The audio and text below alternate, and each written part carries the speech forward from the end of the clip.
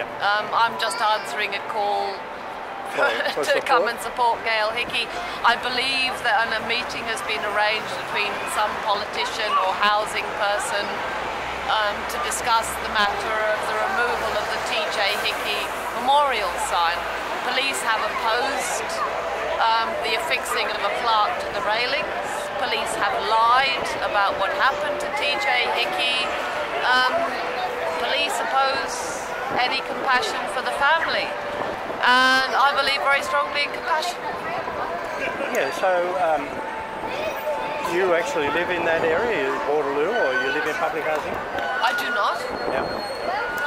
I live in the west of Sydney, and I have been devoted to social justice for Indigenous people ever since the rather nasty incident in the Nepean Hospital Emergency Department, where it became very obvious to me that Indigenous people do not receive and cannot expect equal rights in this country. And also the treatment of women was an issue also. The woman was smaller than me, and because she was not being allowed the same rights as the other patients, she was making a bit of noise.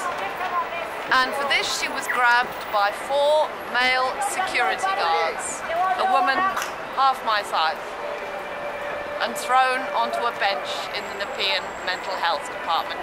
Now, she was a mental health patient, and I don't think you treat a gentlewoman who is a mental health patient like that.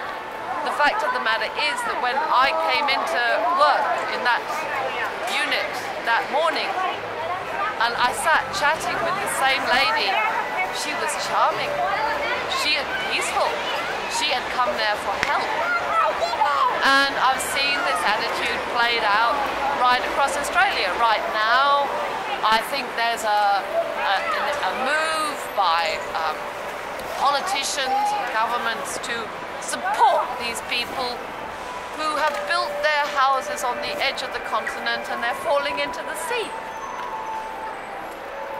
Yeah, but so at the same time, they want to evict 150 communities in Western Australia. Sometimes I wonder if Australians aren't completely numb to cruelty. I think it's probably quite enough for me. I'm going to say something really radical. All yeah, right. So for you though, it's an Indigenous social justice issue, and it's about justice itself. Yeah. And they're not getting it. I think one of the reasons that the deaths in custody continue are because no policeman has ever been punished. I attended the Deirdre inquest, the second part of it, and it was very obvious how completely unmoved all 11 police were. It was of no concern to them that a woman might die in the cell, and indeed, the police manual actually says if a patient dies or suffers an injury, you may be held responsible. But since it's never happened, they don't worry about it.